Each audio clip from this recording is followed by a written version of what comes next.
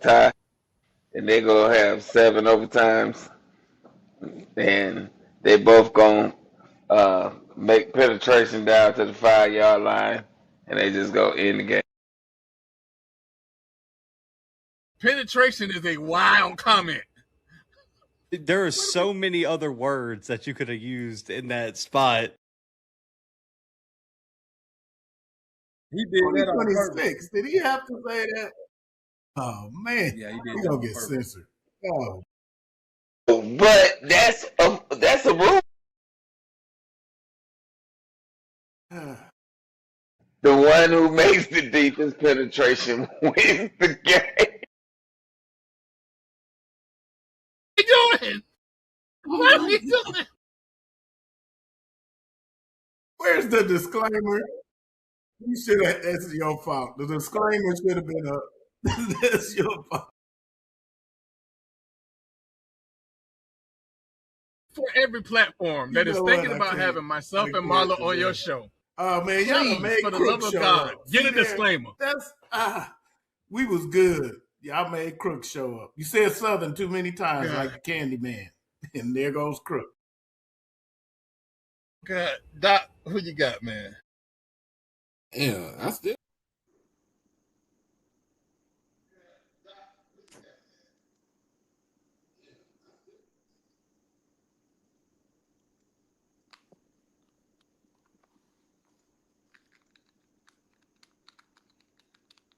Ladies and gentlemen, welcome to another edition of Strike Season Podcast. Welcome. We got a special show for y'all tonight. We got Jamie Walker from SIAC Sit Down. We're going to talk some SIAC football.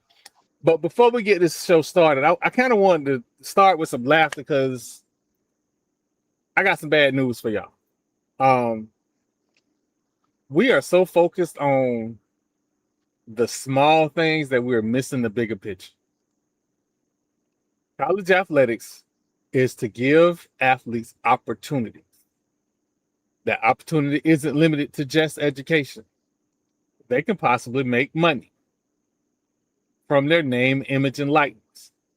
But there's a lot of anger out there in this new landscape of college sports. We need to understand something.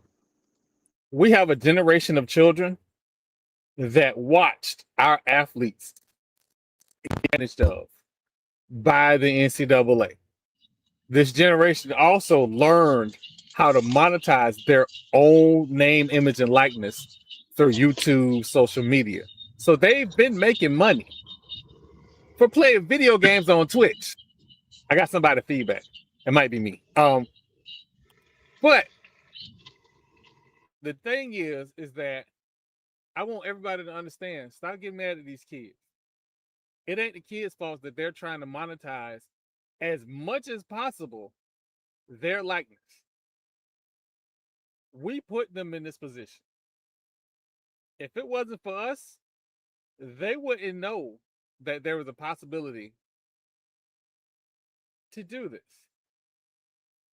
So again, when you're looking at these stories and you realize that the people that they're making be the bad guy is somebody that looked like me and not the kid who was playing for a certain team in Tampa who got actual stats in the game that's going back to college that don't look like me, understand where we are. I'm not saying this to change your mind, but just take a look at it. Before you go making any judgments, just take a look, take a step back and look at the entire landscape and see what's important. That being said, I want to welcome everybody. We got Keith Hadley from Fangs Up Podcast, Jamie Walker from SIAC Sit Down, Marlo Jamal. Man, how y'all doing?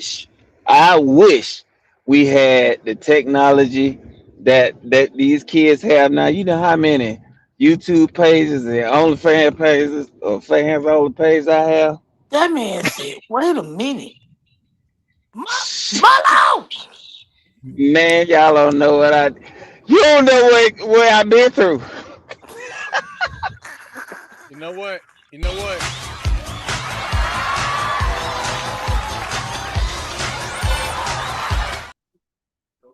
Hey, boy, I wish. They talking about these kids getting monetized. What? But you gotta Marlo out here trying to be Magic Mike before Magic Mike. What? I'm gonna try and steer this in a clean territory. You got to understand there are kids making thousands of dollars a month playing video games on Twitch. So all of Would have this been is playing just some games. Wouldn't have been no video. Well, it would have been a video. so me trying to steer that ship just went completely left. You should Well, have let's known. go ahead and yeah, I did. I should have known. Let's get right into it. Mr. Walker, welcome to the show. I'm gonna Yes, get sir. right into it. Appreciate it. Give me your players to watch or breakout stars. Oh wow. Well, players to watch, of course. You reflect on the quarterback position often, especially when it comes throughout the SIAC, because that's usually those that have, the better teams actually do, do well when they have a good signal caller. But I think this year is a little bit different. You got an old quarterback in Morehouse, in Miles Scott. You got a younger quarterback at Clark Atlanta, Xavier Jackson. But I don't think either one of those teams win the SIAC for you. So I think look no further than the state of Florida down there in Duval. John Terrius Thomas on offense, running back, preseason offensive player of the year. It is leading this Ed Waters attack, man. I think this year, with a full year Brian Jenkins at the helm, I think that is the team you look for. A breakout star. It showed it last year, got right at 1,000 yards. And so I think when you're talking about who's doing it this year, it would be him, I think, from the running back position. But don't sleep on their offense as a whole. They like to throw that thing around too. So we'll see what happens. Hadn't named the starting quarterback yet, but he's recruited well and brought in some players. So, between him and, former head coach Eric Dooley, I think you'll see some things this year. All right, so Shout out to EWC. They have approved our credentials for the Savannah State game. Shout Are you out to calling that them. game? Hey, man. What day is it? Savannah State game? I am not. I can make sure I take that game. The September 19th, I want to say. Oh, go ahead. All right.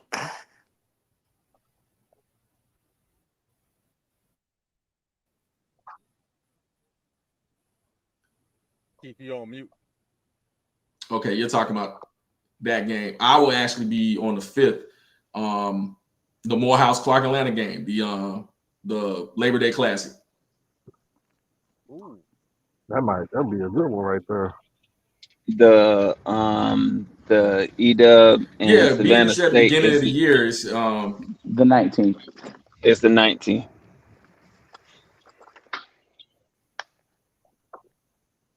So, all right. You just gonna have to leave my pass at the gate for that one, Troy. I'll be there when I get off.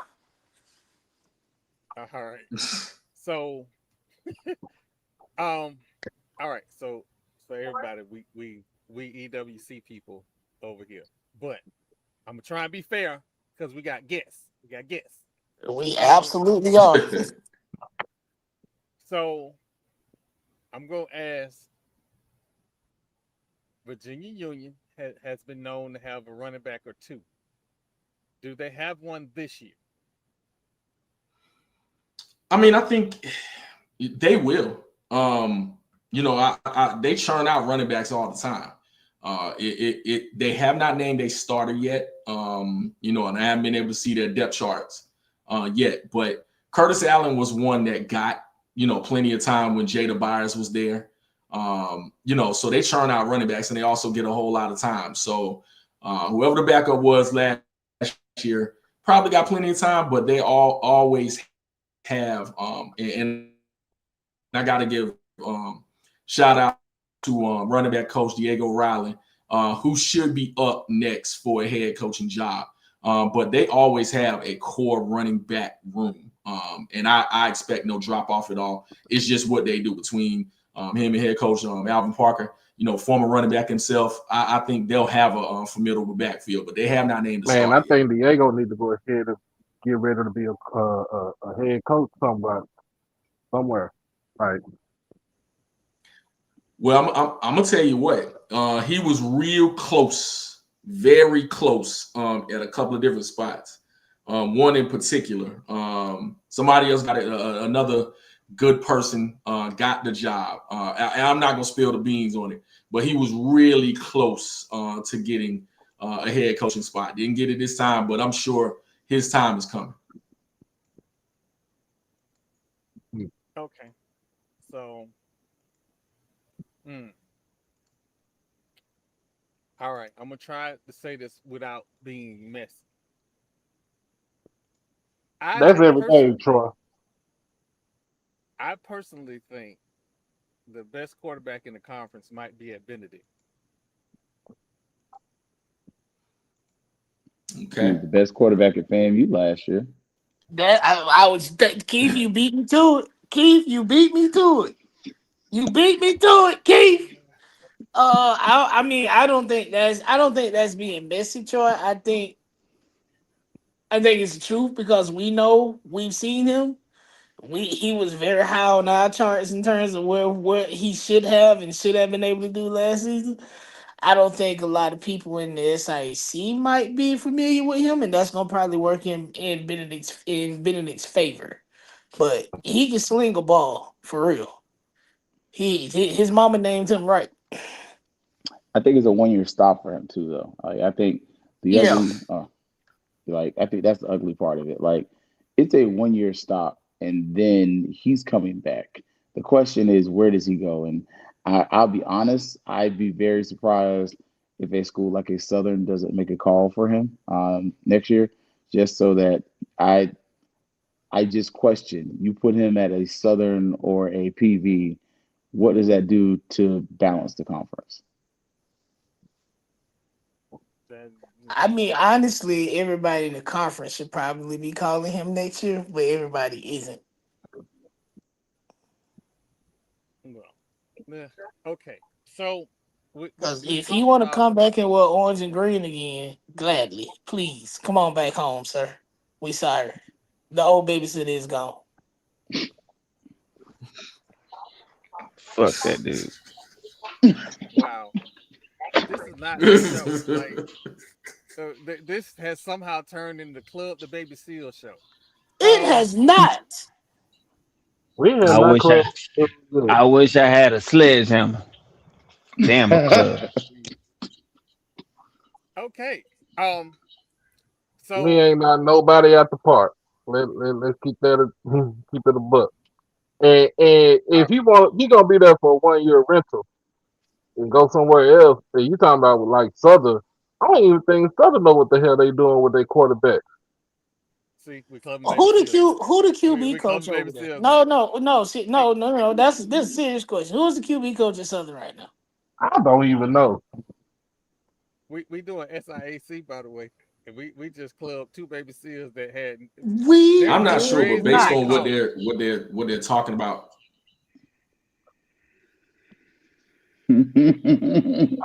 based on what they're talking about doing, that QB may be the wrong person, maybe the wrong. I mean, as talented as he is, you build your offense around him, but I think they're going to more of a go-go set.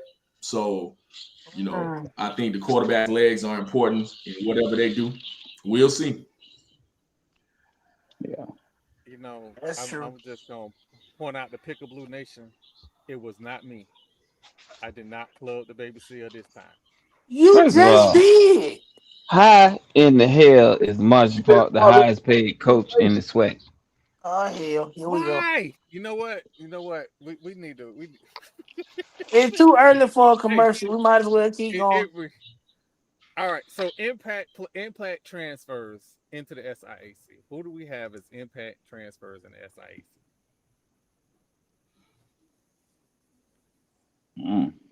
Ooh, That's a wow, tough one. that's a great I question. think Yeah, it's Jet. tough for a few different reasons because, yeah, I mean, he would have to be the number one. You got to think about what Benedict is and what they've been. You know, I think they were a quarterback away last year from winning it. You got to, you know, Albany State was the squad, you know, under head coach Quinn Gray that was loaded. I mean, they brought back 22 starters last year amongst all phases of ball. And so they were already equipped to go ahead and win it all. But Benedict was right there. And when you play, you know, that second and third game against Albany State, you know, showed what Benedict could do. But I think their quarterback play limited them. Both quarterbacks, you know, they got the transfer in from John C. Smith, Darius Ocean, and really didn't get what they thought they would get from him. They also had a backup that was already on the roster, Jackson Jensen, that you thought was going to be, you know, quality as well. He, you know, showed some glimpses, but they were a signal caller away. You know, their defense was absolutely loaded.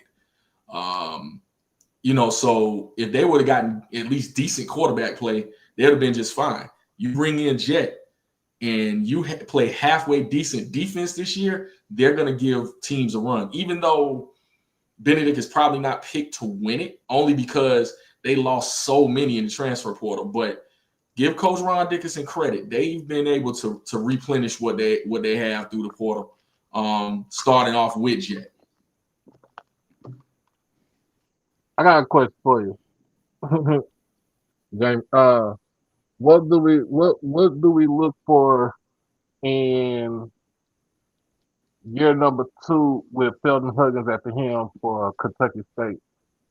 And can they repeat the success they had last season going into this season?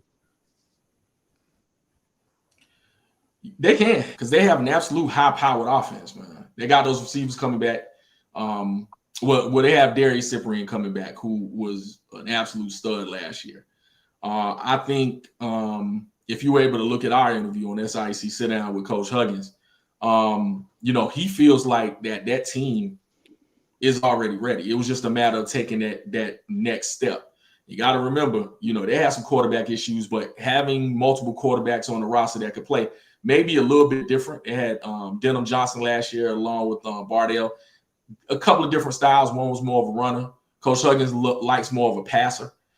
So it's one of those things that whoever settles down at that quarterback position and plays, if they can throw the ball, those outside weapons. They did lose their stud running back to the portal, but you know, someone that can, you know, get those tough yards, I think would be valuable. But they could absolutely repeat. They are scary. Very scary offense. Defensively, they'll have to replace some people. Navy Curry was one of those players that, you know, switched from quarterback to defense, ended up being a really good corner, and he was able to, you know, get that into another, you know, opportunity. So he's not there anymore. So whoever will step up and play, and they play halfway decent defense, I think they'll be fine too. But Kentucky State is absolutely scary and can win it all. Kentucky State play football the way I like it. They chunk it all over the field, and if you don't make a play, it could go to the house. So, Yeah, but it also is a detriment because people gonna be sitting on those short route meshes, those short route concepts, and they gonna want you to run.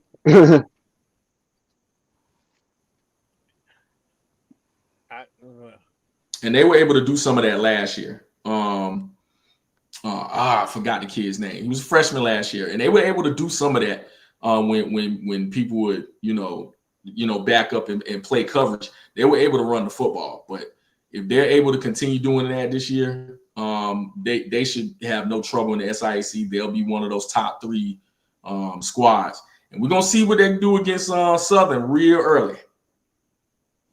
Yeah, they let Grambling off the hook last year. Yep. Grambling stole that one. And I don't. somebody would have got fired. Somebody would have got fired that after the game. I don't know if Pickaboo Nation is watching, but I think Kentucky State could probably upset them. That's a bold take. You just club a whole baby, 2 baby seals right there in the same nation. That's a bold take. I don't. Is it though? Is it that bold of a take? I think it is when you're considering that Southern's a better team than they were last year. Which it sounds crazy to say that, but I don't think we really realized how bad they were last year. Like they sucked.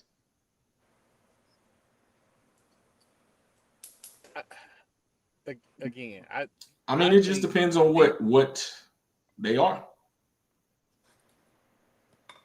No, go ahead, Troy. I was gonna say, as far as D2 is concerned, that the SIAC conference got a good group of coaches. They have a solid group of coaches, and I don't know if Marshall Faulk is there yet. Dang, I am sitting here just bashing the baby seal for fun. I am not trying to bash Southern. That's not what I'm saying. I don't want nobody to think that I just turned the show into a. What you gonna say, Marlo? No, I'm just saying you talking about you don't know if he there yet. He don't know if he there yet. Oh my God. He ain't never did this. Oh my God. Oh my goodness. Where the lie at in it? He has never did this.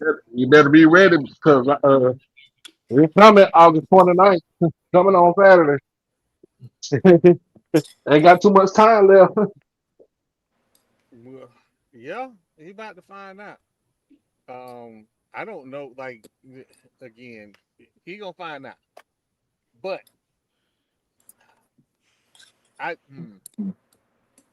so I'm probably jumping the gun a little bit, but I'm curious. Does Fort Valley State make that jump? And the reason that I ask because coming out of media day, The jump to what? The jump Jump to to what? what? The jump to Troy? what? The What jump are they to jumping what? to? Unfortunately, Fort Valley State has only won 3 games in SWAC the last 3 seasons, and 2 of Yeah. them was against us and goddamn Glasses. Where are no, they I'm jumping talking about to? They Fort jumping Valley over the State. bridge into the Time Gulf out. Coast? Huh? Time out. I'm talking They about Fort jumping Valley into the State. Gulf? No, man, you I'm talking said about Fort Fort Valley Valley. State, and my brain heard Mississippi Valley. Fort Valley State, on the other hand, yes, I think they have a good team this year. Listen, and I'm up here talking about the Gulf because I'm thinking I'm right with you. I'm right with you, Jabal. I done heard a totally different I'm skew. blaming I'm talking Marlo about because he been throwing haymakers at Southern since we started this damn call. How did I get you straight? I didn't say Oh, nothing about this. strange. Oh man, we are Said I ain't say completely out nothing of whack about right Fort now. Valley. Nah, Let we me reel it we, back. we, he ain't throwing haymakers. We doing drive-bys up in here. But the reason Walk that I ask walk bys with slingshots. you know what? Yeah, the nah. reason that I ask But no, Fort Valley actually is this their first year without his name, or was he last year? Last year. No, it's the second This is year. second. Second year Second year. with So Coach Watson. yeah. With Watson. this So I the don't know. I think they'll be all right. the reason that I ask is because they came out of media day with a lot of bravado. Keith, I think you still muted again. Sorry about that. Yeah, can they beat their daddy again? That's my question. Ooh. Look, we gonna be fake and act like every time they It'll go to be Columbus. interesting. It will be Like this interesting. year, it should be interesting. But this past forever, the Fountain City Classic has belonged to Albany. Don't Like you ever Yeah. say this past forever again. look, but it's the truth. This past forever is crazy. I Albany mean, State runs that rivalry. if they are going to beat them, it is going to be this year. And primarily because Albany State is a completely different team than they have been these last 2-3 years. Almost a decade. Like they Yeah, still like. I mean, what was it last week before last? They were still asking questions about the offense. Like yeah. in the news reports, it's like who's going to be the starting quarterback, and I was like, it was at that moment I realized this game against FAMU, you effed up. FAMU by 70. I mean, he kind of said he was fucked up at the 220 club this week, which also I think that was cool, by the way, that they invited him down to the 220 club Ain't to like there's meet. anything else to do in Albany. I mean, he was down here getting a haircut anyway. Hey man, I got people in Albany, okay? I got cousins all over South Georgia. All But right, the truth, I but the got truth is, one of my favorite So is aunties this the live in pick and blue and Albany. All gold game right, right there? The Fountain City Classic, the Albany, pick of blue and gold game.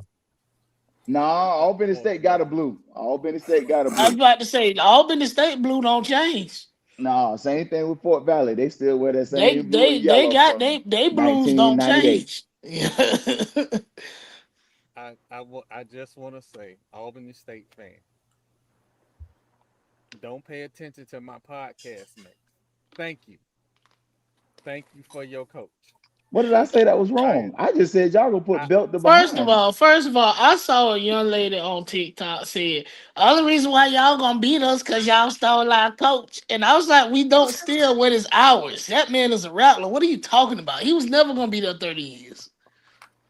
Ever. Never. And He was did. never gonna be. Y'all should have enjoyed him while he was there, because there ain't no way in hell y'all thought that Quinn Gray was gonna be a lifelong Fort Valley State man. Ain't no way. Only thing to do in Albany is go to the sausage store and that little bootleg zoo they got on the outside. That's Damn. it. Now And get the in fuck out the way when the masters come. in Albany defense, I had seen a Southern what is it? Southern rap show. 8 Ball Oh MJG, yeah. Juvenile, Mystic Tour. Yeah. All of them was there. No, you know what? They get shows. They had a good, well, if you like cars and racing, they had a good grudge match up there at the Speedway a couple weeks ago. If that's for all my big tie racing fans. Cause that man had a dunk on 26s. Oh my god. I can talk about cars all day. I don't want to derail the podcast, but I got some questions. But I'm gonna try and keep us focused and keep us moving ahead because we got some stuff to get to. This podcast has the extreme level of ADHD. Good look. Not the extreme level. Baby, we borderline got Tourette's. Look, it's okay. We build that into the script. Like the script and what people had Keith is the producer. Keith used to not be on screen, and then he realized we don't be reading the chat like that. No. So he gotta chime in. Because he know we got ADHD, we got mild Tourette syndrome, so we got all the things going on here. And I used to be the one that try to calm us down. Yeah, that shit done sailed. It's out. It's lost its teeth. Got that on the dark side. Y'all better be glad I'm at work right now. If I was at home, I'd have been smoked. Oh man. Well, now, okay. So we talked about the highs. Let's talk about some lows. Lane College was picked last in the conference. But they beat Tennessee State a few years ago. They did, Keith. They did, Keith. And I have no earthly idea. What? Yes, I do. different coaching staff, and they had players, man.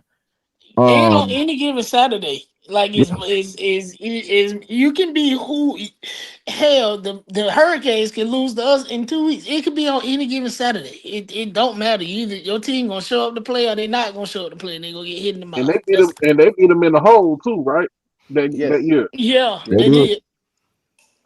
So I just man, Lane has been but Lane has been the bottom of the conference for the last 5 years, and Longer they than have that. had longer than that. But in the last 5 years, they haven't averaged no more than like 3 wins a season. So never mind. I was about to, never mind. Never Lane, mind. About Lane the is in So ball. one of those weird something positions something though. very Like, interesting about Lane is that one of the so they're now AD came from Russ College in the HBCU athletic conference. And I believe Dillard's former AD is now the associate AD there. Oh, that's crazy. Yeah. well, Man, I, they I about to got turn some questions. things around. I have one question. Do Lane alumni get mad? for Because what? No, when you The question is, do No. Lane alumni know their alumni?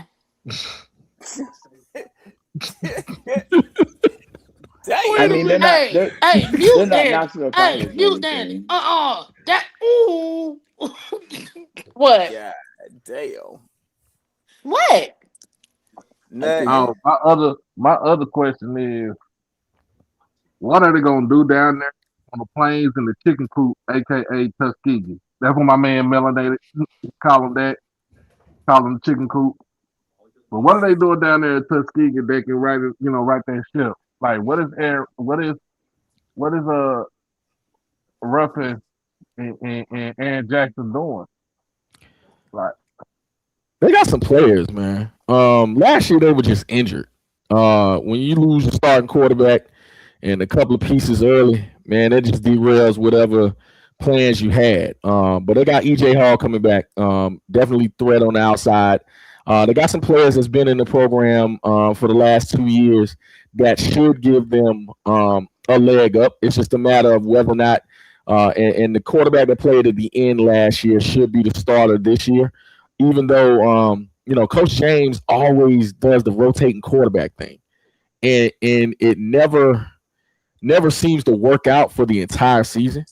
So it'll be interesting to see, because I think, as much as I like Coach James, he's on the clock.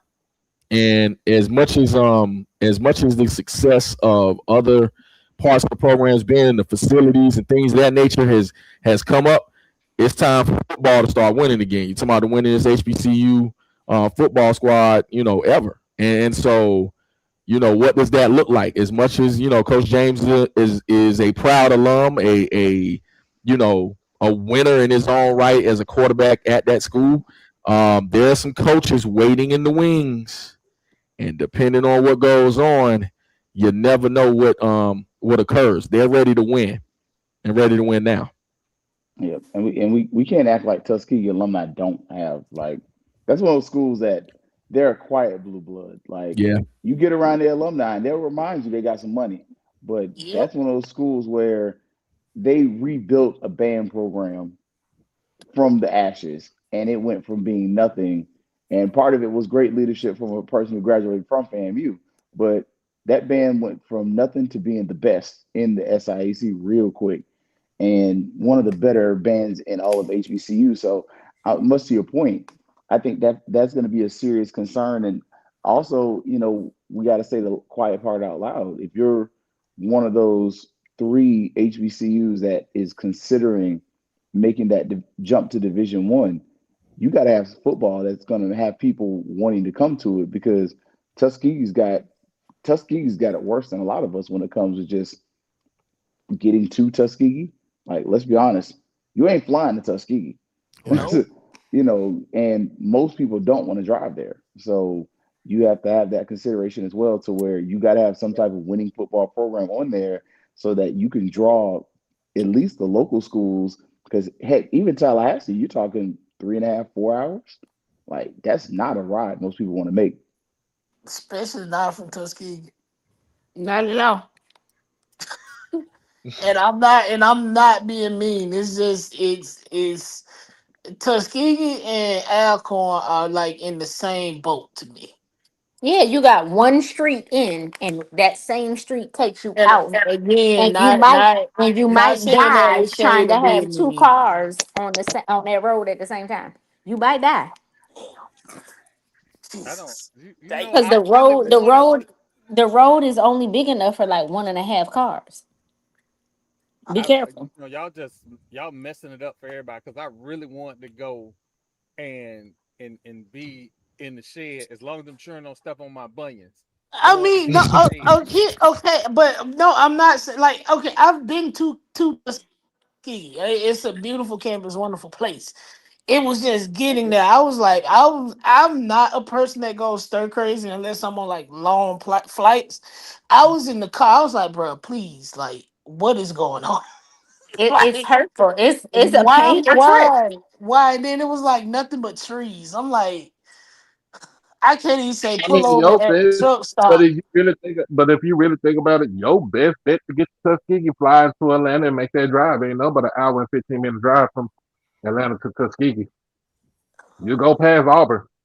It's the worst drive. It is a bad drive. It is like driving. If you have never rode on that east stretch of I-10 in between Jacksonville and Tallahassee, it is brutal and it is hell. It is just like that. I have driven 82 in Alabama. Nothing can be worse. And you shouldn't have done that shit, and I bet you won't do that shit no more. It is Alabama. Like, and that east stretch of I-10 is probably one of the worst stretches in this damn country. I'm convinced. I don't know. Hell, the west going west on 10 is terrible. Yeah, West on 10 is too, because once you leave From out of Tallahassee, Tallahassee, you don't get the shit. Like nothing. you roll through you roll through Panama City, and in Pensacola ain't shit but a pit stop. You don't stop there, and you half-ass want to stop in Pascagoula. It is bad. And Pascal, ain't that what? You know what? This ain't that show. Yeah, they ain't that show, but yeah, yeah. What's going on, little baby?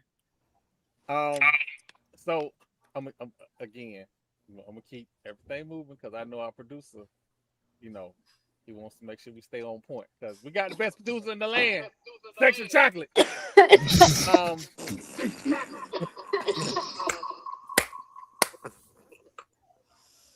But going through this list of teams, we talked about a bunch of teams. We haven't talked about Savannah State, another team that we don't know what to expect from them. Shout out to my nephew. I don't think Played Savannah State cornerback. know what they expect from them either. They're young, man. They are Incredibly young. But I'm gonna tell you what Coach Howard has done. I think he knows he's gonna take his lumps. But he has recruited the city of Atlanta and surrounding areas hard. Don't know if you know Creekside High School, state champion, got their quarterback. And you know, he's a winner. He's been around the game for a long time. I don't know if he'll start this year, but that was one of the problems with Savannah State last year.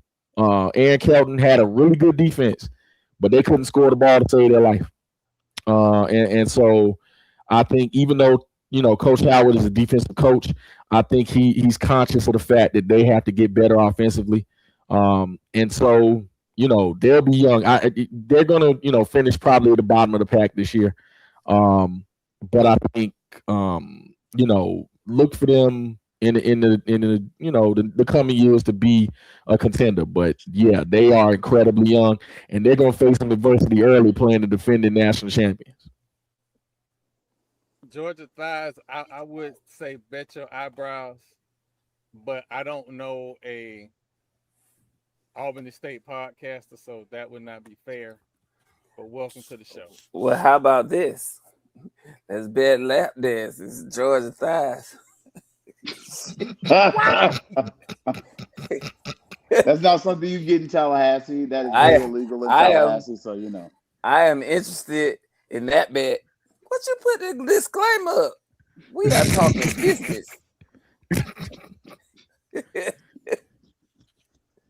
I'm kidding. Oh my goodness.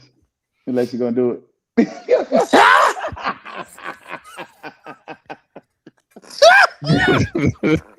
For those of you that are new to the podcast, I, for very selfish reasons, am trying to keep me on the good side of his wife. Because hey, he done told you he don't negotiate with terrorists, so I do not negotiate with terrorists. Sorry. But I honor my bets. So I hope you honor yours. Oh my goodness. Lord. Oh goodness.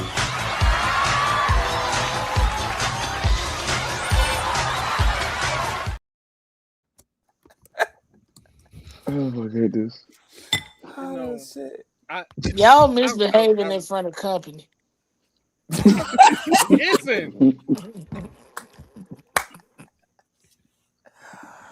Oh my goodness. I really did say we got, when we have guests on, we got to behave because we have guests on. We have he is a honored play-by-play guy.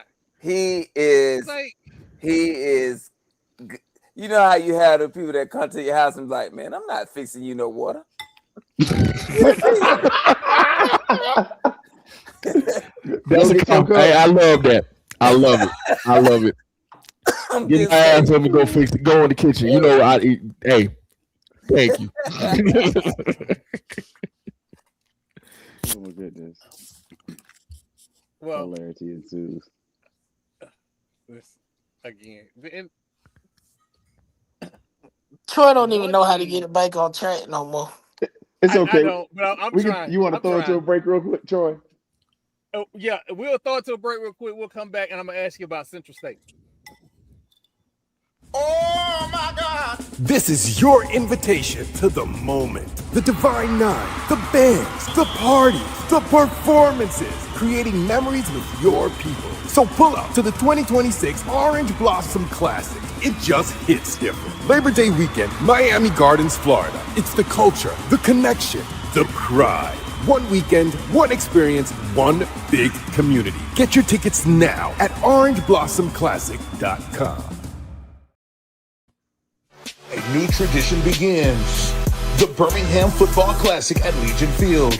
The Southern Jaguars versus the Alabama State Hornets, Saturday, August 29th. Two elite programs bringing the hits, the bands, and the culture. Watch two former NFL players turn head coaches go head-to-head on the biggest stage. Tickets start at $27. Visit ImpactTickets.com for more information. Don't wait.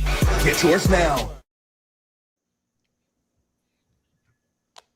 I get it, but I would almost rather, this is my personal opinion. I think part of this is the fact that I question the leadership of the MEAC. I'll say that in a very nice way. You have something laying in your lap. Literally, you could work it out between the MEAC and the SWAC schools where you literally, the first week of the season, play each other. And have it almost like a MEAC SWAC challenge and have the actual MEAC SWAC, football game be the crown jewel, the one in Atlanta, but have the other ones be the appetizers. And so it's still something. And I understand you don't want to, maybe dilute the fan base. They do have a MEAC SWAC challenge. They used to have it here in Orlando.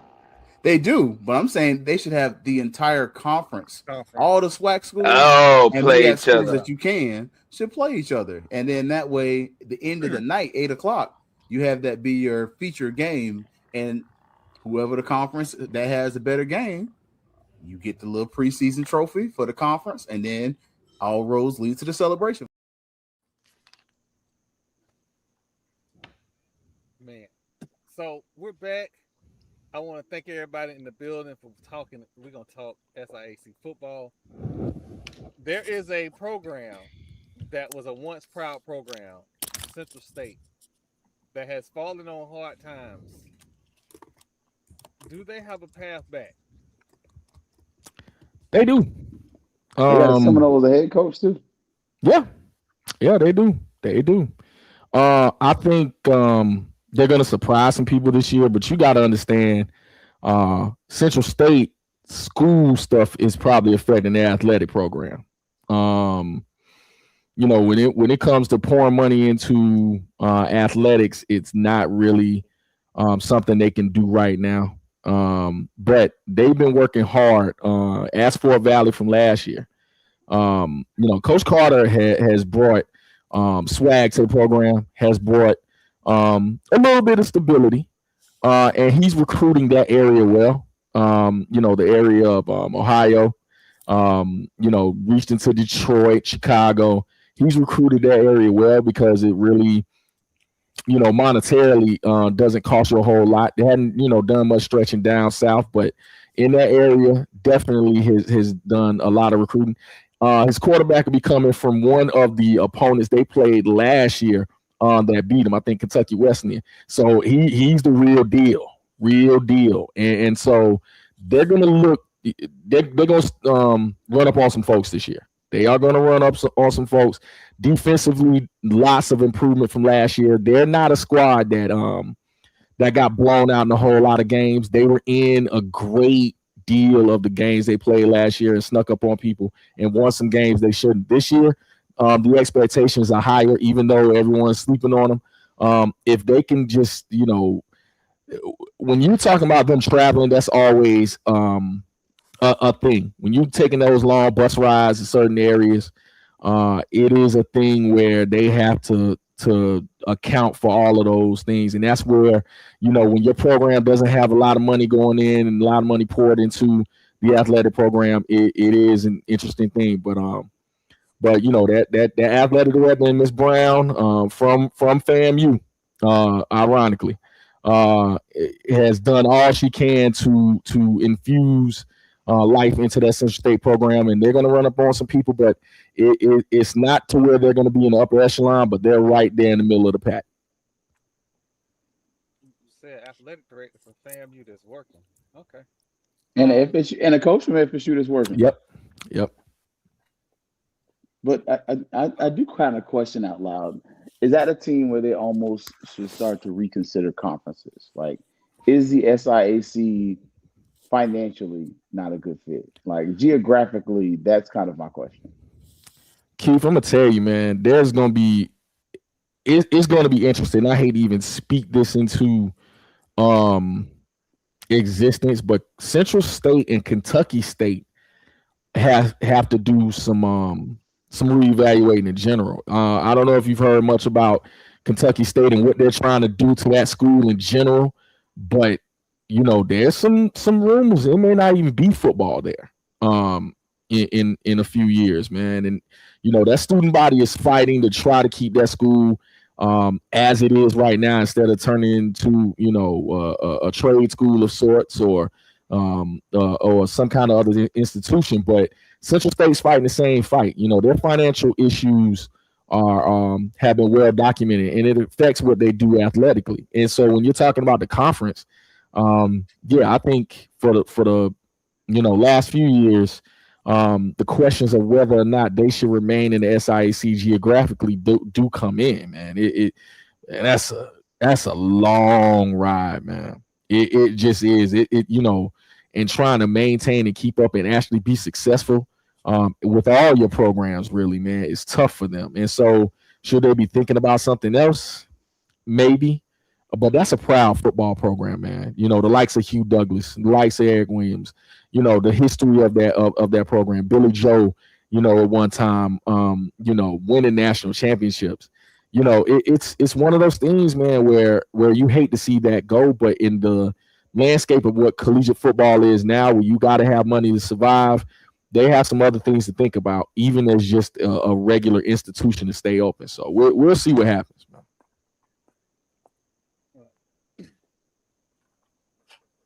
All right. Must-watch games this season. What do you have on your list for SIAC must-watch games this season? October 3rd. October 3rd.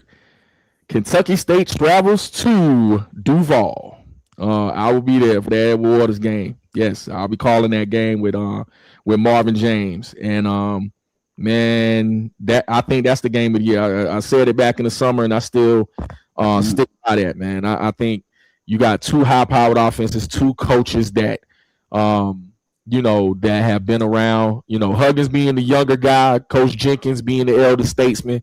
I'm curious to see what that game is, but I think that is remember the Edward Waters Virginia Union game last year, just high powered.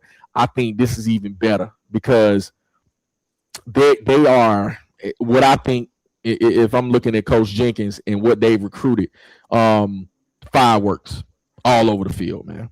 Fireworks. Just if they can stay healthy up until that point, I think that's the game of the year.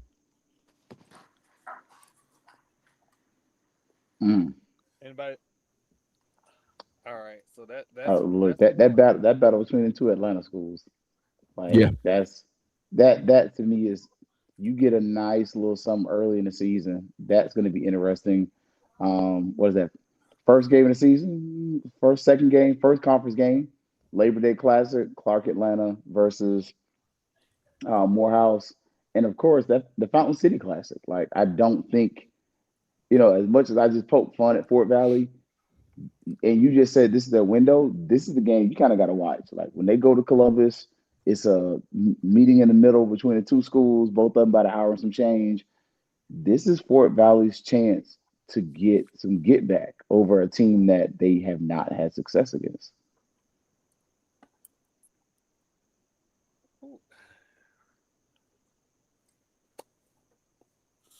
I know this is an out-of-conference game. Benedict versus Johnson C. Smith. Ooh, love it. Love it. It's going to be some fun. Yeah. John C. Smith is the champ, champ of the CIAA. And I think they're coming down with that championship mentality. They just named their quarterback, the guy from UCLA. Is their starting QB. Coach Flowers, loves to chuck that around. But I think that defensively they are coming loaded too. Vincent Hill, former Tuskegee linebacker. And so I think they're coming loaded, but I think everyone is sleeping on Benedict. I think they really are. I think you don't get a whole lot. The polls always tend to go chalk when it comes to what teams are, but you really don't know until you've kind of studied and seen where everybody's kind of settled after the transfer portal. And I think Benedict, we talked about it earlier. Benedict has done well in the transfer portal. Coach Dickinson Jr. I always want to mention that because he honors his dad. Talks about it a lot. If teams didn't come pluck their players, it wouldn't be an indication of them of such a good job that they're doing. So obviously they're doing stuff that that merits teams coming in and picking off their players. They are coached up well, and so the players that they decided to pick and kind of settle is a cultural fit according to Coach Dickinson Jr. So I think John C. Smith better not come down there sleeping on him. I'll tell you that. That's going to be an interesting game. I think one of the better games of the weekend, D1 or D2. So there is another game, out-of-conference game, Florida Memorial and Allen. I'm partial to this game because I saw Florida Memorial knock off the number 10 team in NAIA. They had it rough after that. But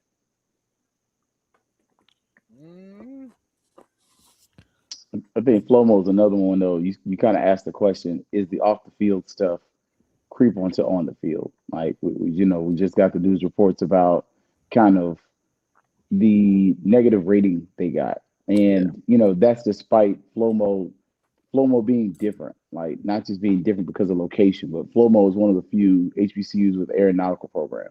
And even that, a lot of times an aeronautical pharmacy, that draws your students who are non-traditional to HBCUs.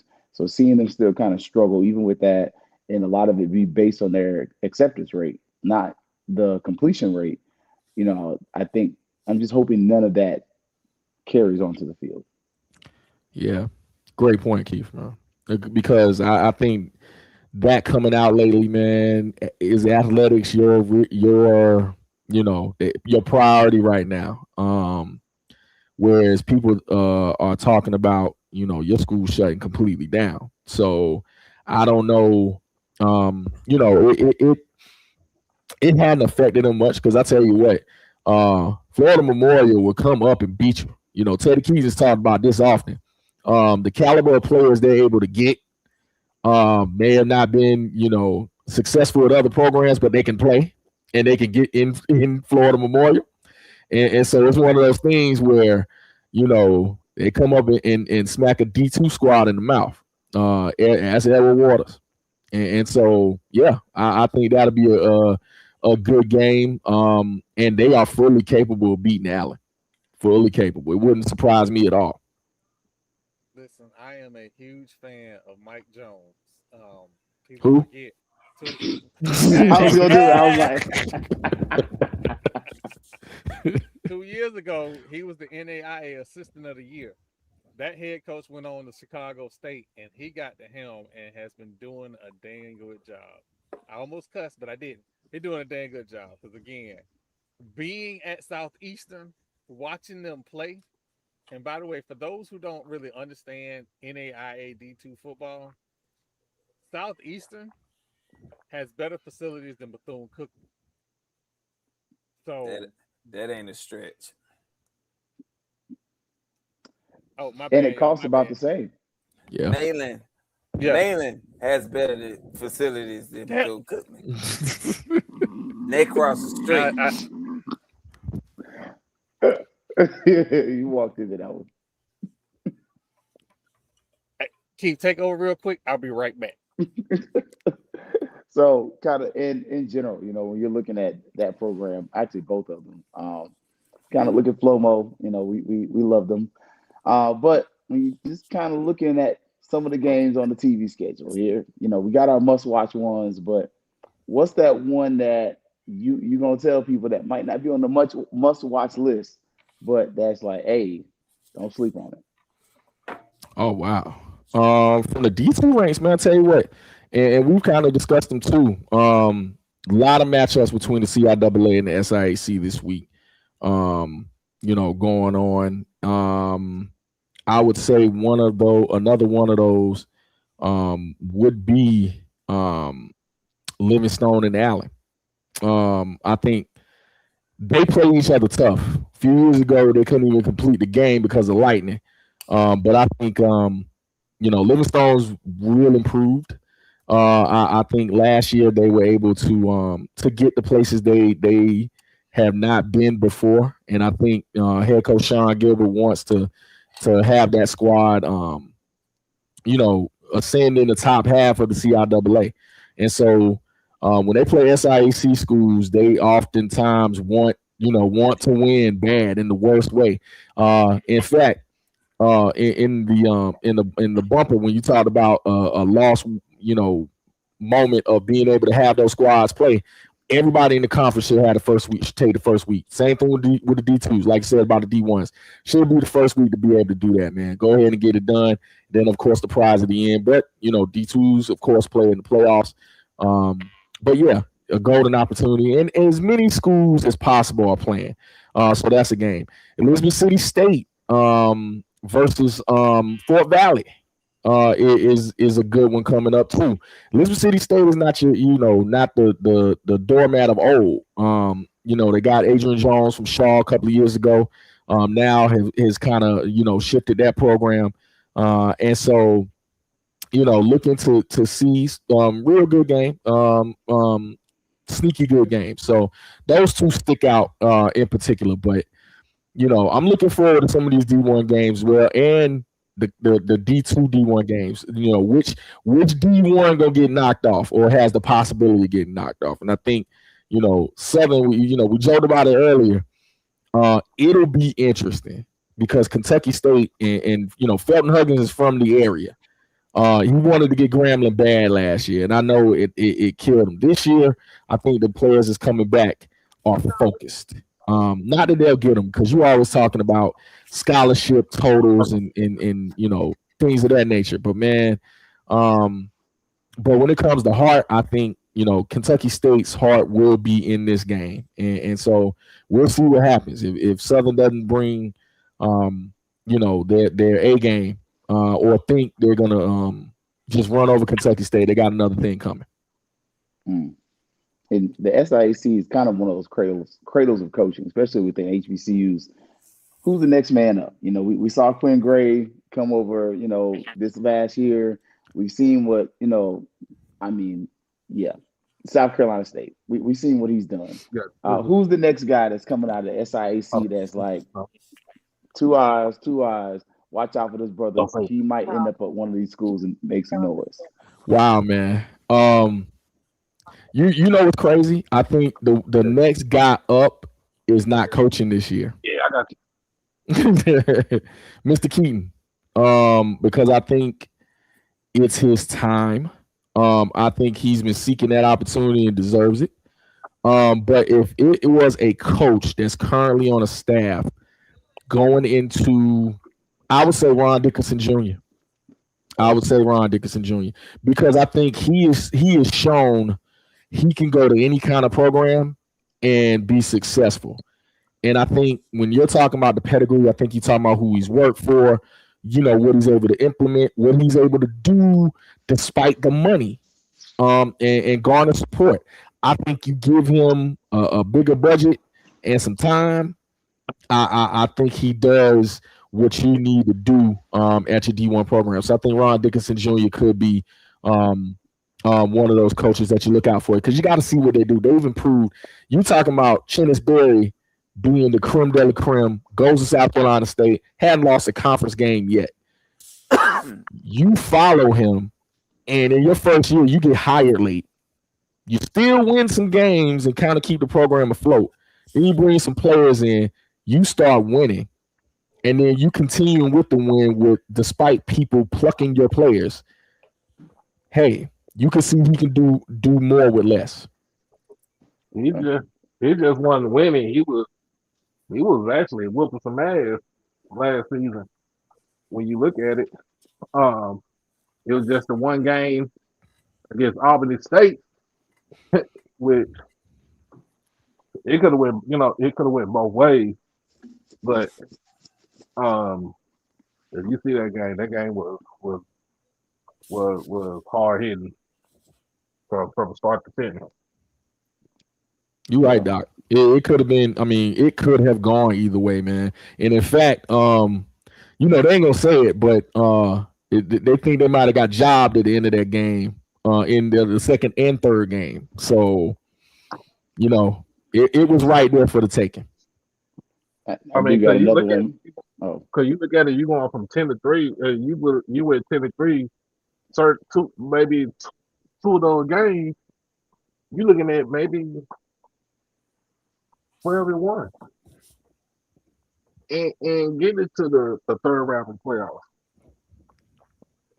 Yeah, but another one before we get Troy back in with the SIAC. You kind of mentioned how Central State's on the rocks, Kentucky State's on the rocks. Do you see a school like Bluefield State or West Virginia State kind of making that decision, or even the SIAC approaching those schools and saying, hey, come back to your roots? Or kind of, since we know their enrollment is predominantly white, but they're historically black, they kind of stay in that space where they're at now? It would all depend on the school and what they want to do, because I don't think Commissioner Anthony Holloman would have a problem with either one of those institutions. You got to understand, Spring Hill is part of the conference. I know, they'll be moving on, but I don't think they have a problem. Either them or the CIAA have a problem with white institutions coming into the conference, at least for associate membership. So I could see that absolutely being a thing, because I think, they have HBCU roots, despite their current enrollment, but I don't, they fit right in. And man, you got to consider too, all this talk that you always hear about these schools moving up to Division One, you're eventually going to have to replenish some pieces. I don't know if maybe a Tuskegee, Clark Atlanta, Morehouse move up into the D1 ranks. It's always been rumored. I think Morehouse has spoken real loud about it. So I don't know if that happens. I've always had this discussion based on the schools in the MEAC. I think Tuskegee and Morehouse fit their academic profile. I think Tuskegee as a sports institution may fit more of the SWAC. But I think if you're talking about what the schools are in relation to their academic prowess and what they consider, I think they fit more of the MEAC profile. But I don't know if they'll ever do it and spend the money to do it. But they've, been talking about, moving up into the FCS ranks. And so, you got to have schools eventually move up, from other areas. And West Virginia would be pretty good. I would say within the blueprint of both the CIAA and the SIAC. SIAC more so than anything. I'm about to take a break from this for a second and ask some close to home questions about your school in Greensboro. Well, go ahead, sir. It's year two. It's year two. And as I'm looking, and I don't have no dog in this fight, but can y'all stop 62 points in the Aggie Eagle Classic? Yeah, I think they can this year.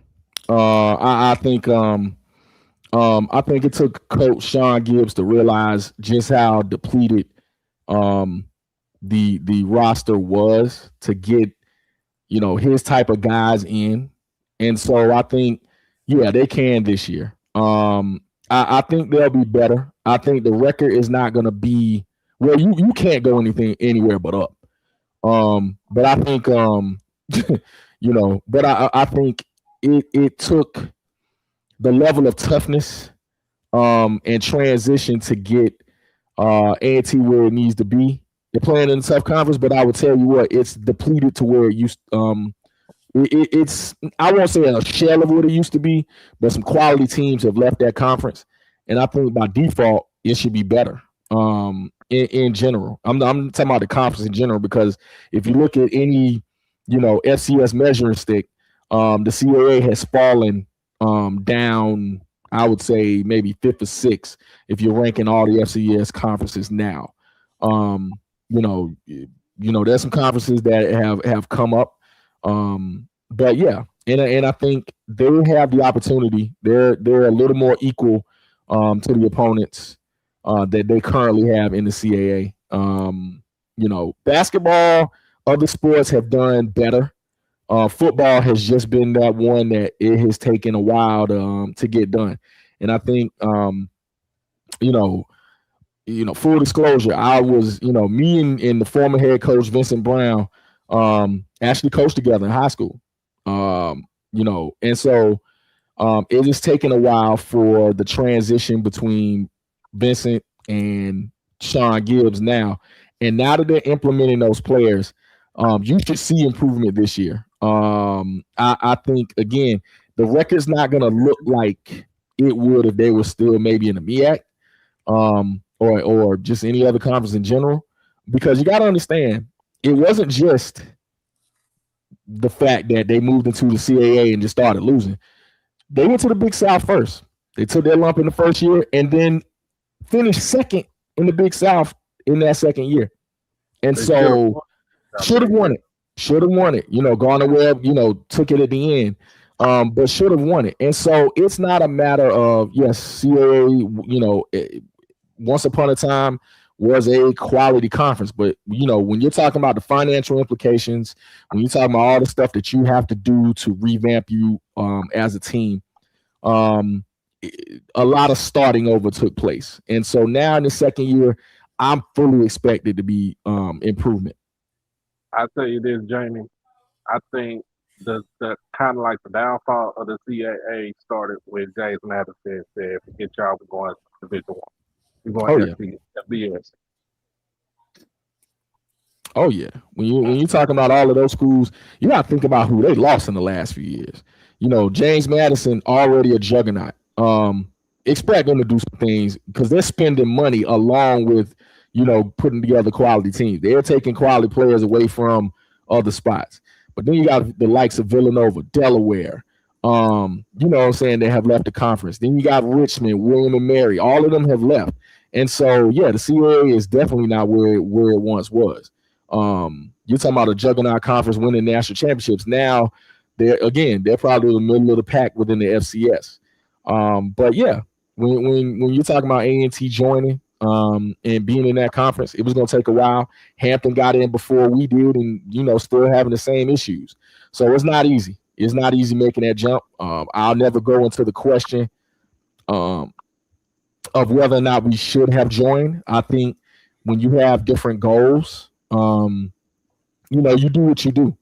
You know, the celebration bowls were all great, and I still celebrate them. Still, you know, still have my bragging rights as an alum. But at the same time, if your president and your AD, you know, wants to go for FCS championships, and the only way you can do that as a champion is to be in another conference, so be it.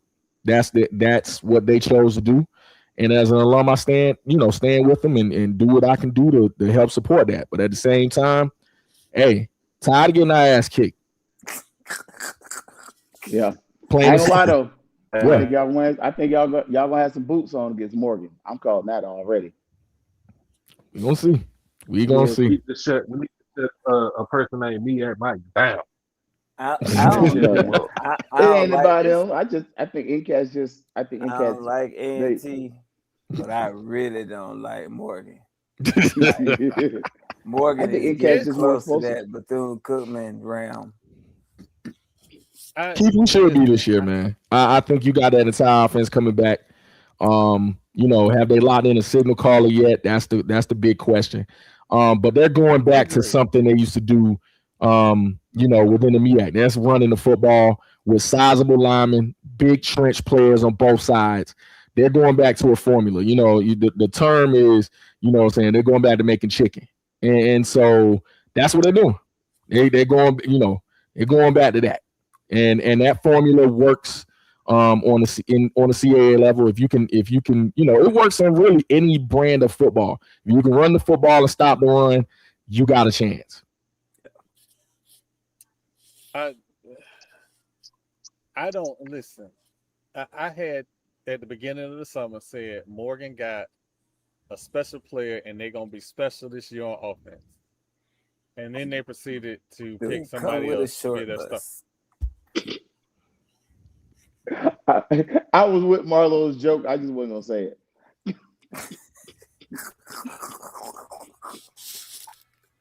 You know, I just be over here fighting to get us to be a regular news organization. And we ain't never gonna be that. We are not a regular never organization. We were never who want to be regular. Never did. We good and blackity black. That's regular for us. Well, so I guess this the part where we put it on wax and we start talking about who do we see in the championship game in the SIAC.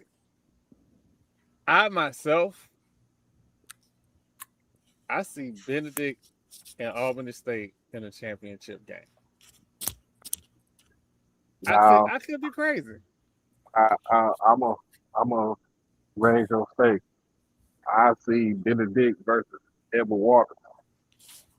That's what I'm sorry. I meant Benedict versus Edward Waters. I messed up. My bad. Let me be clear. That's what I meant. Okay. That's what I meant. Yeah, I was wondering why everybody was shaking their head. So you said you had faith in Albany State, and the coach ain't got faith in them. Jesus have mercy. Keith, good night.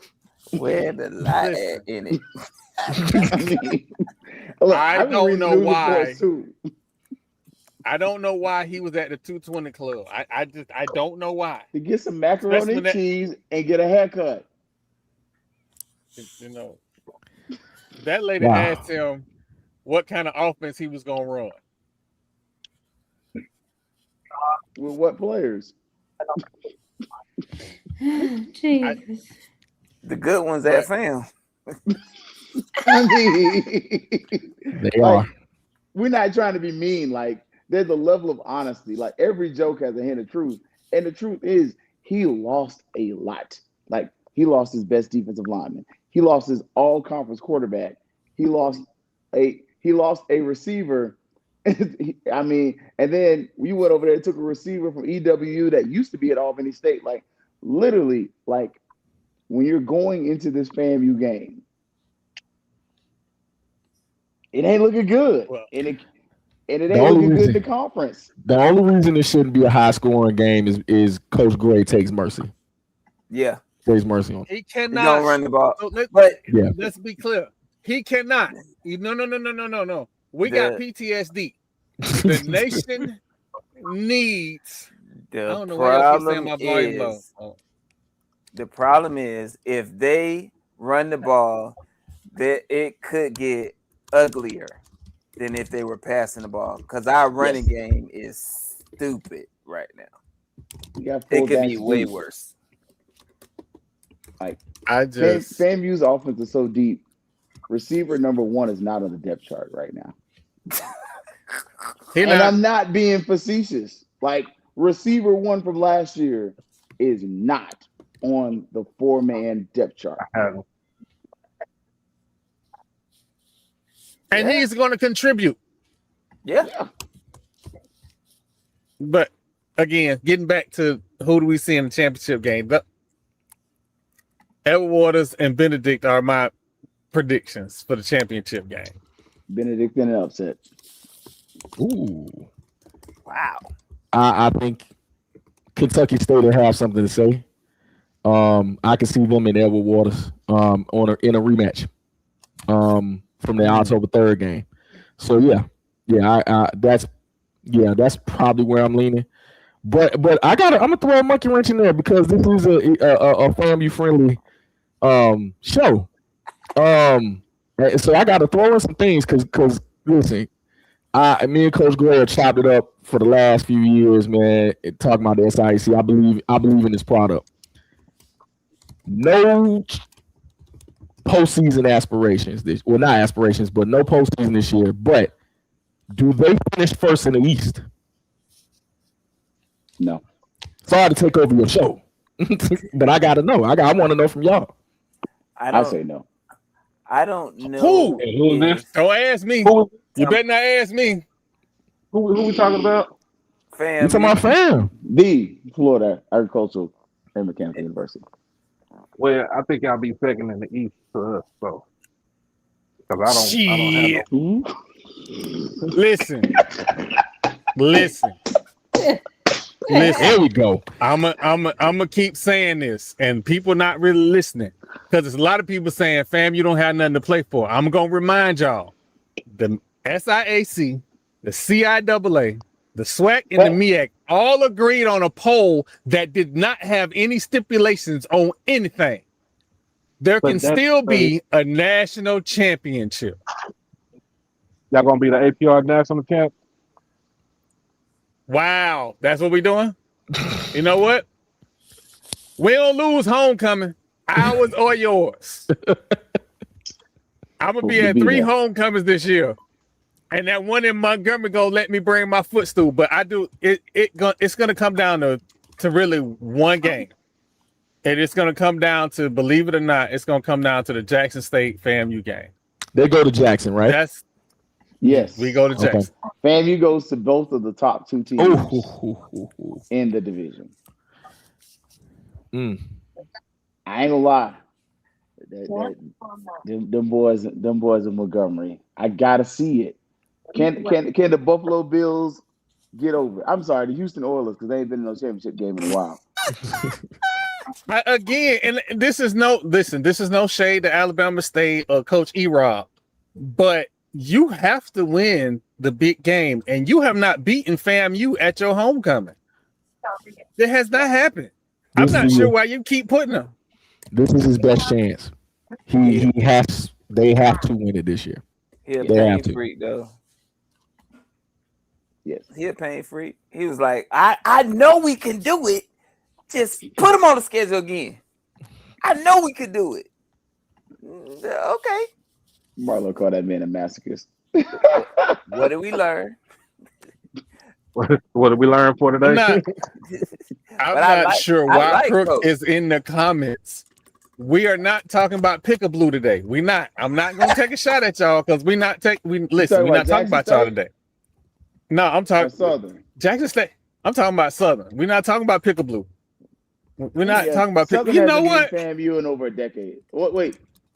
Last time FAMU lost to Southern, wasn't that? I don't even know. Was there a Democrat in office? Was that George Bush or something? It wasn't even Obama. Like we were still having Atlanta. It might have been Clinton. That beat FAMU. It was Clinton. No, it wasn't. I think it was Bush. They beat us in Atlanta. It was W. One up. It was W. Pretzels, yes, pretzels. Pretzels Bush. What? Wow. Yeah, you know. Yeah. But no, but here's the thing.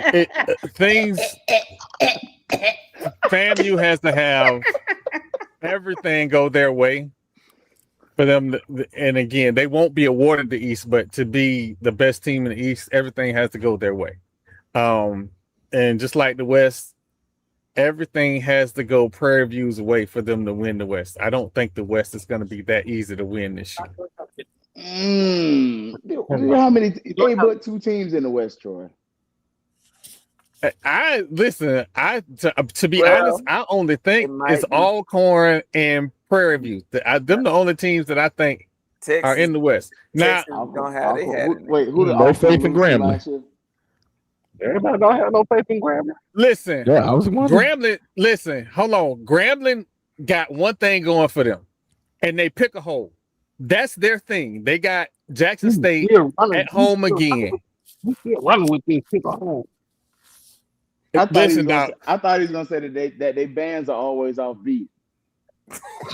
Lord. Like they drums just can't never drum right. Like it's just it's like the white boy on drum line. He's so crazy. Just man. That is funny as but hell.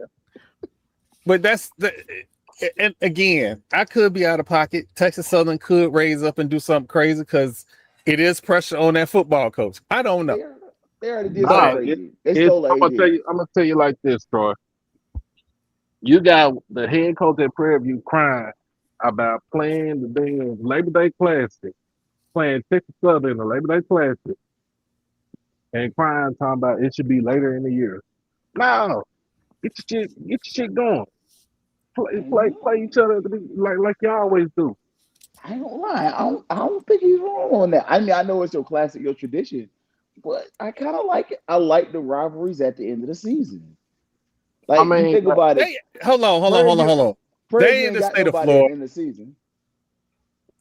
But think about it. Prairie View plays all their rivals at the beginning of the season, and then it's just, well, we'll pray and hope somebody show up for homecoming because he's gonna be sitting up there talking about where's my line. What's there to come for? We've played everybody. And again, I say stuff to hope people go to the games, but PV has been talking all this noise on the internet this week with Texas Tartar. Y'all got to show up to that man games. They have every right to talk noise to that damn school in country ass Stephenville, Texas. Listen, I agree. You don't get to talk like we done check your receipts and you ain't won a national in nothing. So and they had the nerve to say that they were the first one to enter into the A&M university system. Like, nigga, is that a flex right there? How about the biggest flex is that Prairie View was the first school to be founded in the state of Texas that is a public school, other than Texas A&M. Tarleton, I got Tarleton by 2 touchdowns. I ain't gonna lie to y'all. Listen, the beginning of the season, I was picking Tarleton. And then Tarleton got on Billy Joe Internet and started talking crazy like they FCS daddy, and they ain't even the step cousin of the daddy. Listen, I can't in good conscience pick Texas Tartar. I just can't. You ain't got to pick and put some money on them. Texas Tartar. I mean, that's different. I don't know where I listen. I don't know where I come up with them. They just come out naturally. It's just a gift. It's just a gift. Tartar though. So I'm not gonna lie to you. I can't say because Texas Southern has no meaning to talk because since 2004, Prairie has been their daddy for the last 20-some years. And only out of those 22 years, they have only won their game 4 times since the last 22 years. So wait, we got a SIAC guy up here. We're gonna let him off the hook without mentioning the CIAA because we just ran through the champ for the SIAC. Who's gonna be the champ for the CIAA while we got you on? Wow, man. Virginia Union is still up there. Johnson C. Smith is probably being slept on, but they were able to replace the QB position, and they probably had one of the most formidable running backs. You had Fabian Duncan from Allen transferred up there. You already had 2 good backs, Bobby T. Smith. So Johnson C. Smith could absolutely win it again. So 1-2 right there. Virginia State is going to be much improved. Fayetteville State, feels slighted. They got something to say. It's one of those things where it was like, okay, Coach Hayes has said, okay, y'all slept on us long enough. It's not the sexiest brand of football at all, but they seem to win. Again, that always travels. So, man, you got 4 right there. I'm going to say it depends on who Virginia Union rolls out at quarterback. If the same guy is at the helm running it, I'm not sure if they have enough in the passing game to win it. They'll be able to run the football. That's just what they do.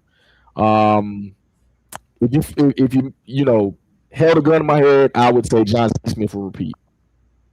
I'm gonna say, hey, I'm gonna go with that stood on Beta Forest Road. Yeah, I was gonna pick half a stadium too. Yeah. Who is y'all talking about? Johnson ain't got but half a stadium. Half a stadium. The railroad track keeps him from building on the other side. Yep. Oh, so, they like that school. They like the Ibis. No.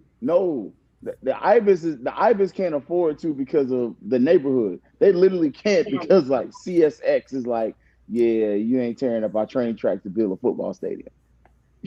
Oh wow. But they do have a perfect view. That perfect view of the downtown skyline of Charlotte. It's gorgeous. Yes. Yeah. It is nice. You cannot beat that. So how many of these teams from the SIAC and CIAA are going to the playoffs? Love the question.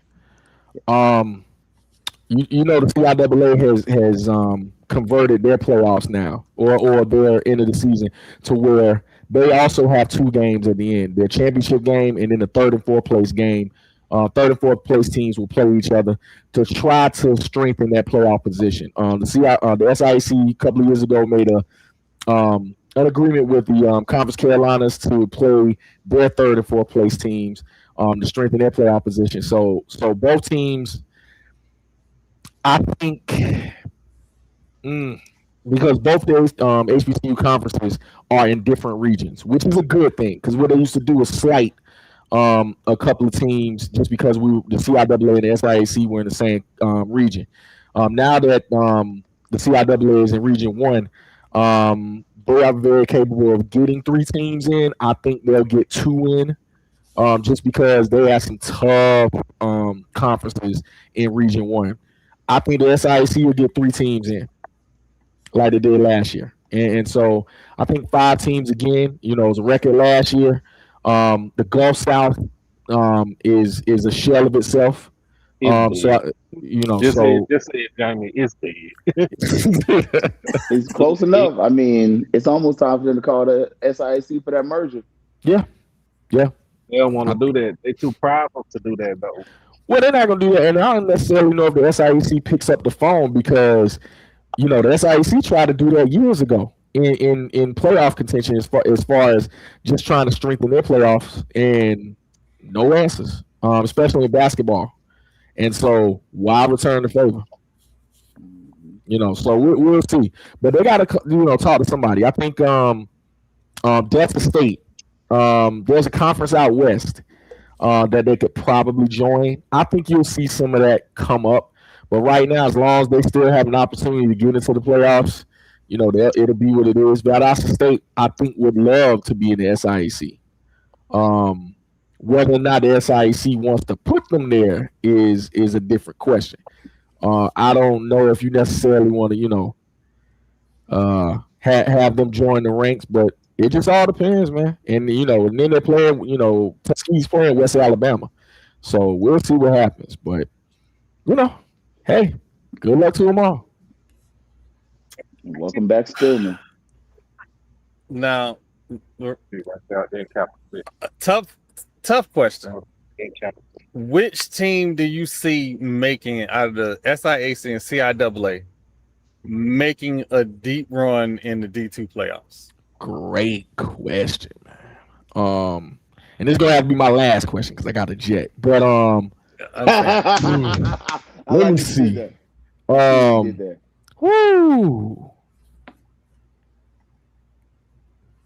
Deep playoff run. I'm gonna have to give that to Johnson C. Smith.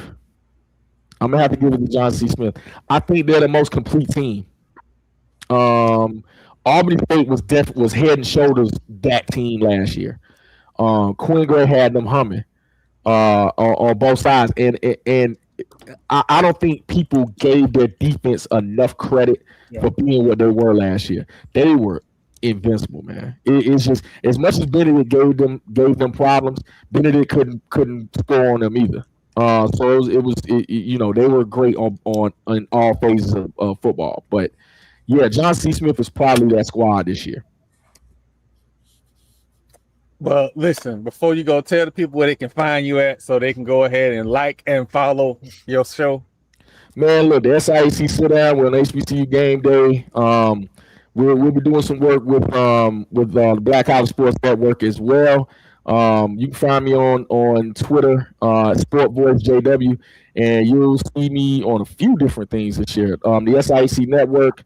I'll be calling some games for Miles on their network, for Morehouse on their network, and on Allen on their network. So, hey, catch me where you see a football game, man.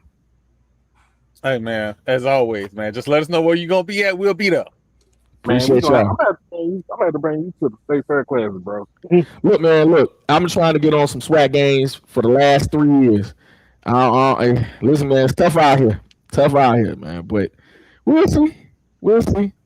I was trying to get to that Jackson State Edward Waters game. I was trying to get out there, but I ended up having a game. So yeah, I gotta get back out there. But yeah, I gotta get out there, Doc. Hey, listen, we gonna make it. We gonna make it happen. All right. Yeah. But just remember, I always got a G-Ho hotel room every year just in case. So I might pop in G-Ho one year. Do that, sir. I don't know if you're getting that this year, but do that. Come on up. And they said G-Ho overrated. Never. All right, sir. Thank you again. Thank you for coming on to the show. Absolutely. Appreciate y'all. And we're going to take a quick break, and then we're going to get our little parting shots in.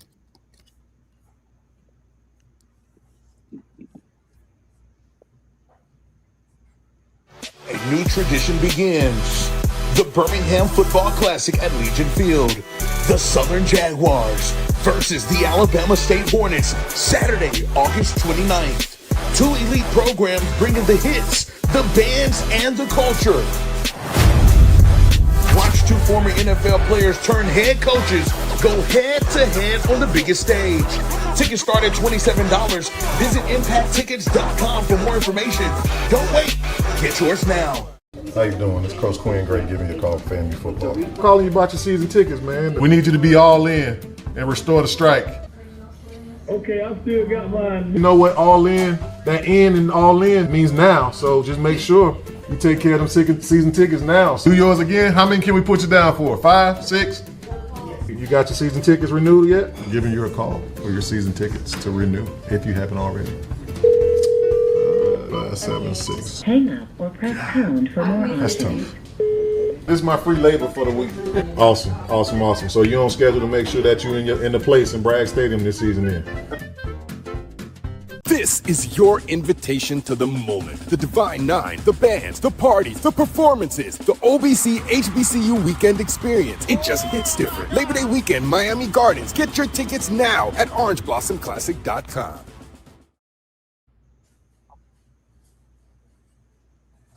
You know, Crook, you've been running up and down the chat, just having a little field day. I did a quick history search on Celebration Bowl winners in the last 10 years. You know who wasn't on the list? All right. So listen, excellent time with Jamie. Actually learned a lot about the SIAC. Learned about Jackson State Grambling history thanks to Crook. Marlo, what you got for us this week, man? You know, it's Tuesday, and for most people, it's like the beginning of the week. You know, everything is supposed to be hunky-dory, just building into the week to get ready for a good weekend of football. But I got some questions. My first question is, when did my daughter get taller than me? I just walked in the kitchen and I know it's the hair. So I'm 5'9", like a solid 5'9", but she taller than me, man. When did that shit happen? My other question is, when was it cool to be called Pops on the softball field? He had been in his 20s today. He called me Pops. I didn't get offended at first until I got in the truck and started thinking about it. It's like, who the fuck is he calling Pops? I know I got the great shit going on, and this shit is crazy. And my final thing is, I'm really excited about football season, and I'm really not excited about football season because, like, if y'all know me, I really like outdooring, like fishing, hunting, golf, softball. I really like that shit, and I just got a boat, and I have yet to take it back out again because every weekend I'm doing some shit. So I'm gonna have to put that passion aside for another passion, and I ain't mad at it. So to all y'all who have been looking forward to football season like I've been looking forward to it, this shit is, yeah, that's what's up. I just want to say, fuck Marlo. We could have been out on the water. Dang, Marlo. Another straight.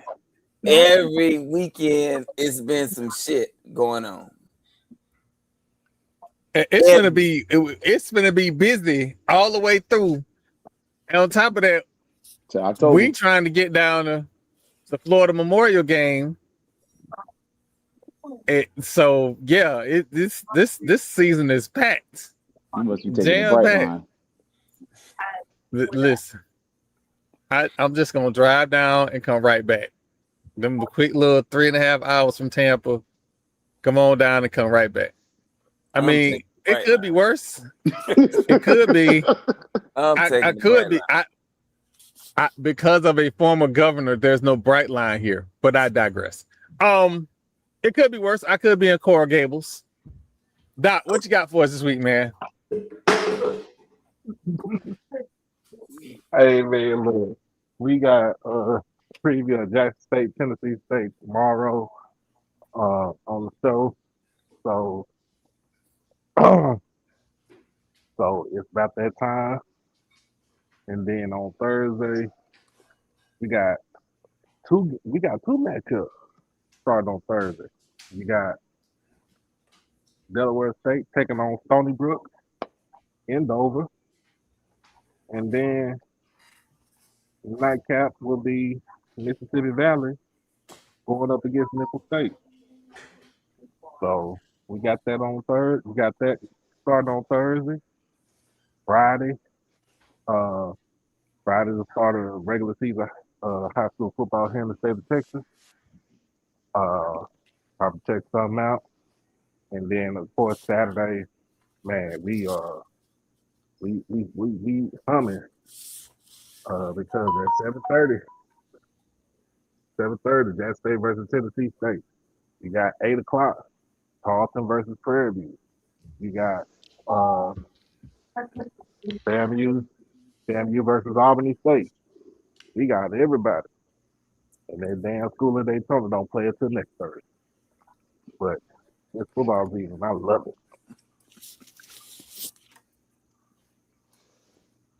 I just want to say, Keith will be at that Alley Cat game against the Jungle Gym kids. So Damn, Jungle Gym kids. Yeah, dang. Hey, I hope you're on the field, so you ain't got to worry about me getting sick when that stadium bounces. I swear that's got to be some kind of It's like a engineering marvel. Gigantic high school. No, it's like one of those high school stadiums, but they built it to seat 40,000 people. When you go in there, it looks just like the aluminum bleachers at a high school stadium. 40,000 people. No, well, UCF. You are not better than USF. Y'all are both high school teams. No, UCF better than that. UCF has facilities for your ass. They spent that money. I'm sure. I am sure they have lovely 40,000 seat arena that they call the bounce house. I'm not taking you seriously. Danny, what you got for us tonight? Why are you lying on Al Gore's internet over here, Troy? You know you go to the bounce house.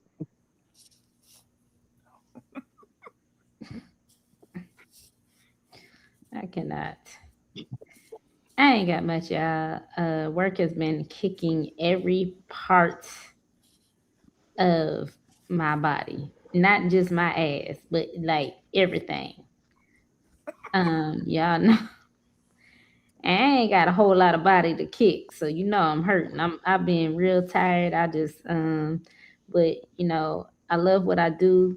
But it just constantly reminds me of the conversation that we had a few shows ago about competency, compassion, and care, and how you can't have a good department, a good business, a good operation without those three things. And you know, I think that a lot of times my competency, care, and compassion send me down rabbit holes. But I'm just glad I'm in position now to really do things for the students. You know, I've gotten some good text messages really just today, actually, about kids who are just grateful that I've been able to, I guess not really uncover things, but like help them understand their academics and help them understand what it's going to take for them to leave the school with a degree. And then just empowering them to take their own progress, take their progress into their own hands and not rely on anybody else to do it for them. We're still dealing with a lot of kids. This is their first generation college students. And so when you understand the population that you're dealing with, you're able to better serve them. So that's where I'm at now. I'm pretty tired. Yeah, I'm finna be an old lady. I'm finna get me a bowl of ice cream and sit down and play a little game on my phone until I fall asleep. Cause I'm old. I'm old and I'm tired. But that's been my point of relaxation lately is ice cream and these little games that I play on my phone that I make me like 75 cents per game that per level that I beat. And you know what? I'm happy. I'm just as happy as it can be. But you know, I shouldn't be here. I should not be here. I shouldn't be in this position. I shouldn't have this job. I shouldn't have anything that I have right now. But I'm here and I'm hoping that the way I live my life, I'm hoping that the way that I take care of these kids in our department is a testimony to others to do what you do and be yourself and don't ever let anybody tell you what you can't do because the only limitations that we have are the ones that we place on ourselves. That's a but God moment. But God. But God. Look at God. He good. He good. Ain't he good? Ain't God good, Sharon? All the time. And all the time. God is good. Man. There we go. Keith, what you got for us this week? Oh man, look, finishing up talking about the football season, kind of got delayed. Just I saw Jamal had a migraine, so kind of similar earlier last week, and then just Sunday, just everything. We had like golf tournament and Kappa League and Delta Gyms and just being a parent. So being a parent came first.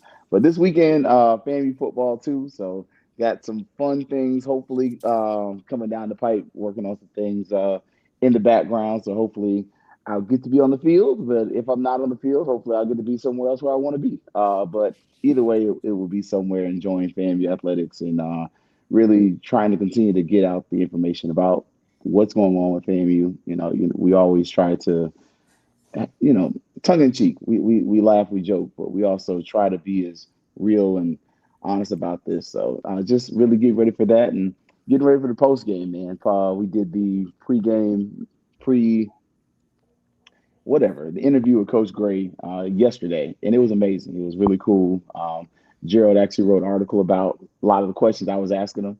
And so I had to send Gerald. I was like, man, you scooped me, but I appreciate it because it was really insightful hearing Coach Quinn Gray. For those who don't know, Coach Gray's dad is like a South Florida coaching legend. And so hearing him talk about, just what his dad was, but then also, I don't know if you ever noticed, like, where he's at now, he's gone farther than what his dad was able to go as far as coaching ranks, as far as just getting to be a head coach in college. And then on the other side, having him talk about being a parent and, dealing with, a student and that is a college football student at Albany State. So very interesting. If you didn't get to read Gerald's article, highly suggest read Gerald Thomas 3PG on social media. But that article was really great. And honestly, it was something I was kind of building myself as far as just like less of an article, more of a talking point. But he knocked it out the park. So shout out Gerald and, appreciate Coach Quinn Gray just being honest and giving us information. So excited to see these post-game interviews this year. Won't be a lot of people telling me, don't ask me about my quarterback this year. Oh, man. Fuck you. By the way, Gerald will be on the show Thursday. We are going to have a time. We also got some young ladies that's going to be on the show Thursday. It's definitely going to be some banter in the building. The productive people will be in the building, and we're just going to hear some things. That's all I can say. That's what the PV people call themselves, and so I figured productive people. So that's my new nickname. Oh, that's PV. because they got the engineering school. That's why. Man, they ain't nothing but some party. They ain't nothing but some party pussy. That's what they are. What? Yo, We got to get out. We got to get out. Put me on screen. What Put me in on the screen. world? Put me on screen. Yo, Hey, listen. what just happened? Again, I want to thank. Dude. I want to thank. I want to thank Jamie Walker for coming on from the SIAC Sit Down. It's always good that you can reach out to other people in the community and have them come on and give their insights. Again, for me, I don't like being the smartest person in the room. I like to be able to get other people's opinions and ideas and share that with everybody. One of the things that I am proud of, but I am also struggling with, is that I am trying to get this platform to another level, and I'm working a lot to get new equipment, new mics, yada, yada, yada, right? And so some of the projects that I'm doing for people is falling behind. I'm still working on those projects. I just got to do this as well. So I'm burning the candle at both ends. Please understand, this is for the betterment of this platform. And it's also I'm a programmer through and through. So I see stuff and I'm like, hey, let me help you. And I know sometimes I should give myself some more grace. But at the same time, I became a programmer because back in 2000, I thought, what if my people got on the internet like these businesses, these white businesses got on the internet? That would be a game changer. That would bridge the digital divide. So I'm still that guy from 2000. And I love that about me because, as people get older, they change, they evolve, whatever. But at my core, I'm still the programmer for my people. So this platform will get better. I'll get y'all better content. We're going to get better graphics. We already got the best producer in the land, Sexual Chocolate. So that boy good. I do appreciate, and listen, man, y'all been doing numbers on these videos. Tell a friend to tell a friend, like and subscribe, man. We trying to get monetized before Christmas because when basketball season comes, I want to be able to say, hey, I can take the day off so we can go cover FAMU, Southern, Jackson. Like, I want to be able to do that. I want to be able to tell them all, no, we just going to jump on a flight and go wherever. Check out that I hope my sports OnlyFans page. Yeah. You ain't got to work so hard, player. Yeah. But I do want to thank y'all. I appreciate y'all. On Thursday night, Gerald Thomas will be here. The young ladies, the twins from Productive People will be here. We're going to have a nice little conversation about PV, SWAC, ahead of the Texas Tartar game. So tune in Thursday, 8:30. Love to have you. Yes, as always, lead with love. And fuck that man. school in Daytona. Fuck that school at Prairie View. Baton Rouge. And Wow. Fourth. And check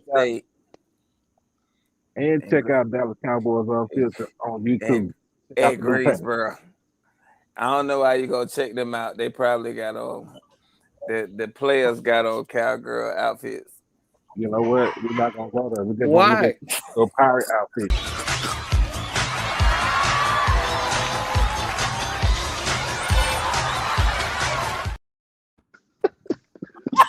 I'm finna end this. He could pass it. He could catch it out of the backfield. Still, what the hell is that on the screen? That should say BCU donation fund. We're going around the whole SWAC, Marlo. The whole Why in the fuck is it under my picture?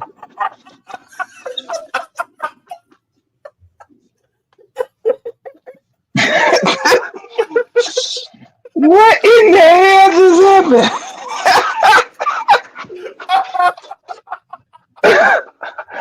My bad, y'all. I tell you what, Marlo will never hesitate to alienate a whole fan base.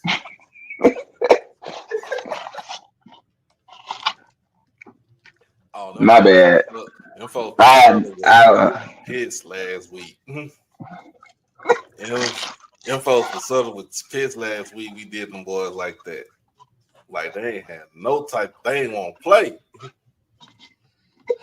So y'all should make light. So y'all rather should make light work of them Jaguars when y'all play this season.